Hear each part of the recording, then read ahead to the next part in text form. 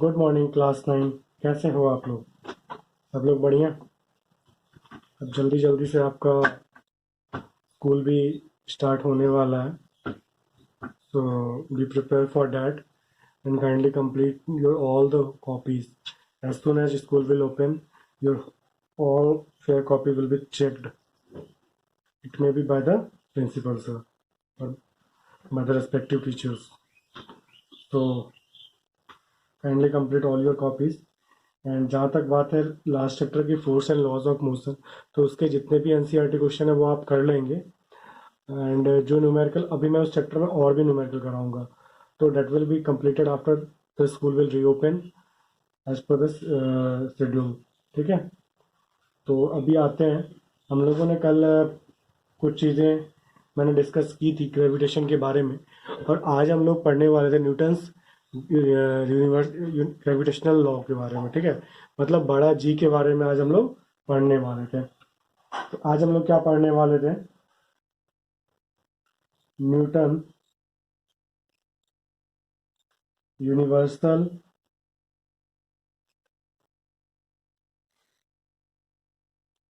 Law of gravitation, इसके बारे में हम लोग आज पढ़ने वाले थे। ठीक है, तो सबसे पहले चीज कि देख लो भाई, एक चीज याद रखना कि जो हमारा एक तो आप स्मॉल जी पढ़े थे। ठीक है, स्मॉल जी क्या होता है? एक्सेलरेशन ड्यू टू ग्रेविटी होता है। बट ये जो हम जी की बात कर रहे हैं ना, ये यूनिवर्सल ग्रेविटी, ये कैपिटल जी है। ठीक है, तो मतलब इसकी जो वैल्यू होती है ना यूनिवर्सल लॉ ऑफ ग्रेविटेशन, तो इस जी की तो कुछ ना कुछ वैल्यू, कुछ उसके अंदर देखो, ये जो दो ऑब्जेक्ट है उसके अंदर कुछ ग्रेविटेशन, तो वहां कुछ ना कुछ तो उसकी अमाउंट होगी, कुछ कुछ उसकी वैल्यू होगी ना। तो ये जो वैल्यू होती है ना, ये हमेशा ही फिक्स्ड होती है। ठीक है, the value of this will not change. इधर आप कहीं पे भी चले जाओ, यूनिवर्स पे कहीं पे भी चले जाओ, इसका वैल्यू चेंज नहीं होगा। ठीक है, तो ये पूरे यूनिवर्स के हिसाब से अगर देखें तो यूनिवर्सल कांस्टेंट इसका नाम है, यूनिवर्सल ग्रेविटेशनल कांस्टेंट। मतलब एक ग्रेविटेशनल का वैल्यू है जो पूरे यूनिवर्स में कांस्टेंट है। ठीक है, तो उस पर अपन बात करेंगे। तो अगर अपन देखा है तो जैसे कि कोई भी दो ऑब्जेक्ट ले लो भाई, ये दो ऑब्जेक्ट ले लिया, इसका मास m1, इसका मास m2। ठीक है, ये डिस्टेंस समझो r है। तो अब इस दोनों के बीच का हमको फोर्स अगर बोलते हैं, तो हम लोग कैसे इसको कैलकुलेट करते हैं? तो पहले तो हम ऐसा तो हम लोग बोल सकते हैं ना, देखो अगर यूनिवर्स में पूरे जगह पे ये जी का वैल्यू, मतलब इसका मतलब उस दो ऑब्जेक्ट के बीच में कुछ ना कुछ तो फोर्स लग रहा है ना। या इधर तो अगर ये इस पे ज्यादा फोर्स है, इसके पास ये ज्यादा इसके फोर्स लग रहा है, तो ये आराम से तो खींच लेगा ये वाला ऑब्जेक्ट को। बट ये तो खींच नहीं पा रहा, मतलब क्या है, कहीं ना कहीं इस दोनों का फोर्स को बैलेंस कर दे रहा है, तभी तो ये इस दोनों के बीच के डिस्टेंस को सेम रखा गया है। ठीक है, तो ये हम लोग, तो इसका मतलब इस दोनों के बीच में कुछ ना कुछ फोर्स लग रहा है, नहीं लग रहा है? ठीक है, और एक, और अगर हम लोग बोल सकते हैं तो etch object in the universe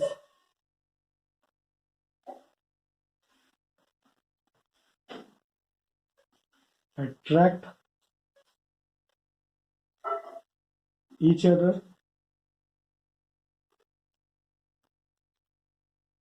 with a force। ठीक है, एक दूसरे को अट्रैक्ट कर रहा है, विच इज, जो किस पे डिपेंड करता है, which is, which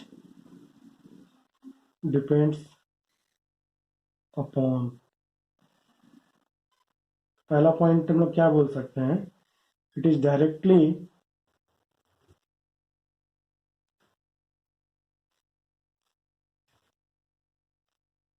proportional, directly proportional to the mass, to the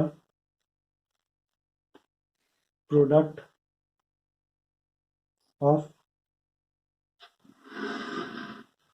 their mass। मतलब f is directly proportional to m1 and m2, ये अपन बोल सकते हैं।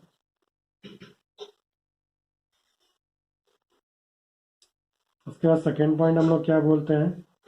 and inversely proportional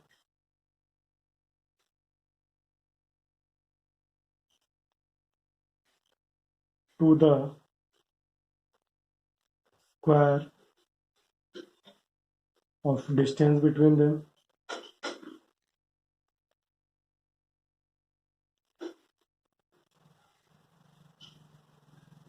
उसके बीच का जो डिस्टेंस होगा उसका स्क्वायर के इक्वल में हम लोग कर सकते हैं।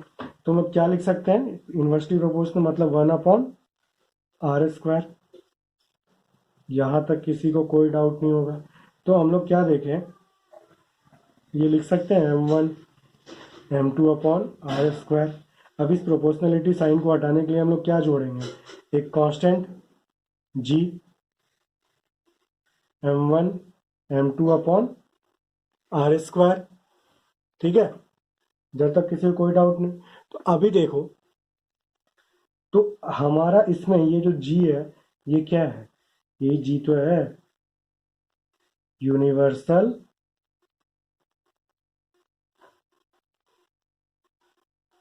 ग्रेविटेशनल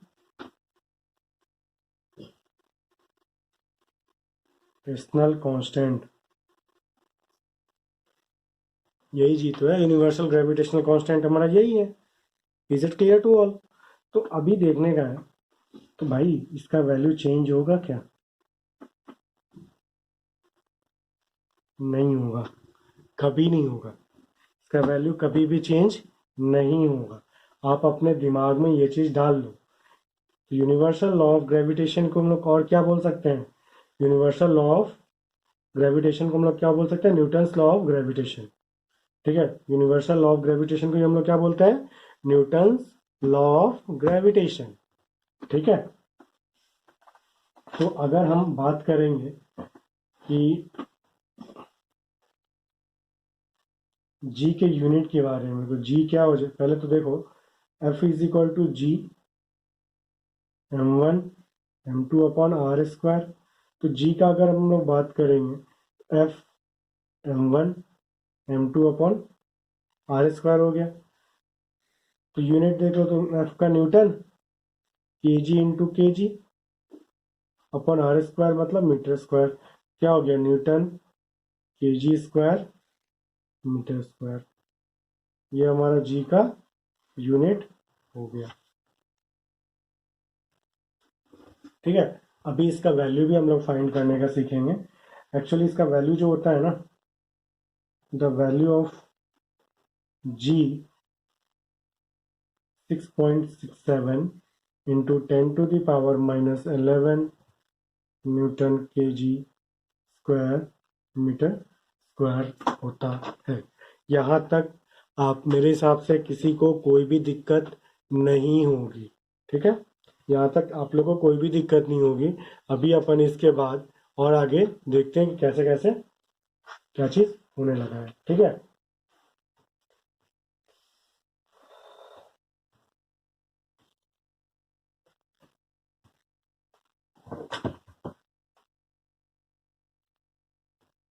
और इसका जो वैल्यू दिया था ना, एक एमसीक्यू के तौर पे आपसे पूछ सकता है, इसको स्टार मार्क करके लिख लेना कि द वैल्यू ऑफ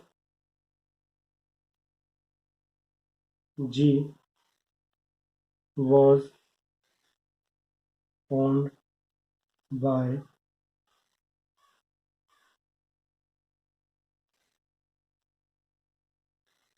Henry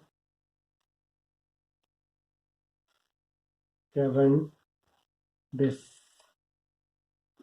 ये बाबा ने इसका वैल्यू फाइंड किया था। ठीक है,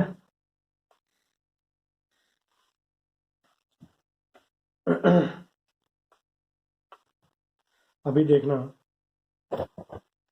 अभी देखो ये जो हमारा जी का जो यूज है, इसका यूज किस तरीके से इंपॉर्टेंस है हमारा, मतलब अगर आसपास के सराउंडिंग की बात करेंगे, अपन अर्थ की बात कर रहे हैं, तो हमारा इसका किस तरीके से यूजेस है ये आप देख लो। ठीक है, आप एक चीज देखो, just because of this gravitational force, just because of this gravitational force जो हमारा अर्थ में एटमॉस्फेयर का फॉर्मेशन होता है, ये इसका भी रीजन हमारा यही जी है। ठीक है, फिर हमारा जो वाटर फ्लो है, अर्थ पे जो वाटर फ्लो हो रहा है, तो ये भी हमारा ग्रेविटेशनल यही फोर्स है, अर्थ और वाटर का। ठीक है। उसके बाद अगर कोई भी चीज यहाँ से अटैच है, अर्थ से अटैच है, उसके बीच में वो अटैच इसलिए है क्योंकि यहाँ पे ये जी काम कर रहा है। ठीक है, ये जी काम कर रहा है।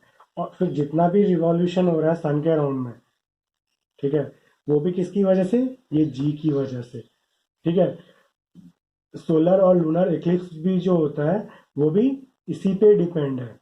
ठीक है। तो आप लोग को ये मैं होमवर्क दे देता हूँ, ये आप लोग कर लेंगे।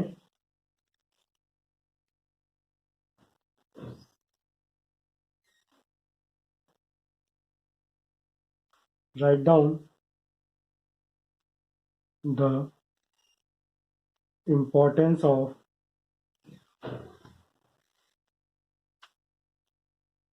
जी। जी के इम्पोर्टेंस के बारे में लिखना है। अभी मैं फिर से समझा दे रहा हूँ। देखो, इस अर्थ पे जो भी एटमॉस्फेयर बन रहा है, अभी हम स्पेस में जाते हैं, वहाँ एटमॉस्फेयर नहीं होता है। स्पेस का अपना कोई एटमॉस्फेयर नहीं होता है। जस्ट बिकॉज क्योंकि स्पेस में क्या हो रहा है, अगर आप देखो तो अर्थ का हो गया ग्रेविटेशनल, ऐसे तक करके सबका हो गया।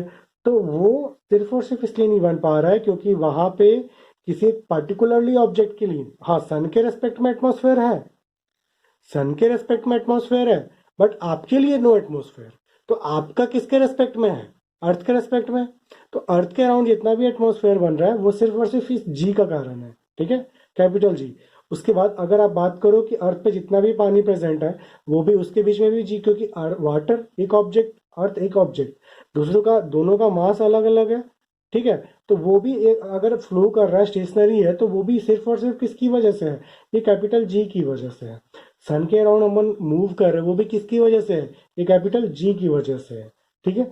सोलर एक्लिप्स और लूनर एक्लिप्स, तो भाई सोलर एक्लिप्स बोले और लूनर एक्लिप्स बोले तो इसमें समझने की बात, इसमें सोचने की क्या बात है।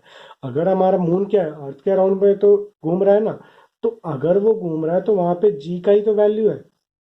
तभी तो, अगर नहीं घूमेगा तो ये एक्लिप्स का फॉर्मेशन ही नहीं होगा। तो यही तो जी तो है। चंद्र ग्रहण और सूर्य ग्रहण जो आप लोग सुनते होंगे, सूर्य ग्रहण बोले तो मतलब मून जो है हमारा अर्थ और सन के बीच में आ गया। और चंद्र ग्रहण बोले तो मतलब हमारा मून जो है वो कटता है, तो मतलब सन आ जाता है। सन आता नहीं है भाई, अपोजिट साइड होता है, मतलब उस पर लाइट वाइट कुछ नहीं होता है, पड़ता है। ठीक है। तो कैसे आएगा भाई, तुम ये सोचो तो। ये सन है, ये अर्थ है, ये इधर इसका रोटेशन कर रहा है, इधर पे आ गया, लग गया, ये इधर चला जाता है। ठीक है। तो होता है वो सोलर एक्लिप्स और लूनर एक्लिप्स। ठीक है। उसके बाद जो टाइड्स होते हैं, इसका भी कारण क्या है, ये ग्रेविटेशनल फोर्स ही है। ठीक है। सर जो टाइड आता है उसका भी यही कारण है। वहां पे क्या होता है, सन और मून में, ठीक है, सन और मून और सी वाटर, यहाँ पे इस तीनों का खेल है। जो टाइड, एक चीज देखना, और चीज टाइड के बारे में एक चीज और बताना चाहूंगा। आप लोग टाइड में देखना एक चीज एकदम ध्यान से। जो टाइड होता है ना, जैसे जैसे सुबह सन आते जाती है, जो पानी सी में पानी की लहरें होती है वो और पीछे की ओर शिफ्ट हो जाती है, शाम होते जाता है वो आगे की ओर। इसका मतलब आपके सोचने की है कि कहीं ना कहीं मून का इंटरफेरेंस है इसमें। ठीक है। तो मून का इंटरफेरेंस, ग्रेविटेशन फोर्स लग रहा है ना, तो उसका इंटरफेरेंस है ना इस पे। तो वही चीज, जो भी टाइड्स होते हैं रात में बहुत तेज टाइड्स होता है एज कम्पेयर टू द दिन में। सुबह के समय पे देखना, सुबह टाइड जो होगा, जैसे सुबह आप अगर सी रोड में जाते हो, सुबह 5 बजे, 6 बजे, 7 बजे, 8 बजे, तो धीरे धीरे क्या होता है, सी पीछे की ओर जाने लगता है। ठीक है। आप लोग अगर कोई गए होंगे सी साइड पे तो आप लोगों ने ऐसा देखा होगा। ठीक है। चलो आज के क्लास में इतना ही, और ये है homework, write down the importance of G. ठीक है। Goodbye, take care.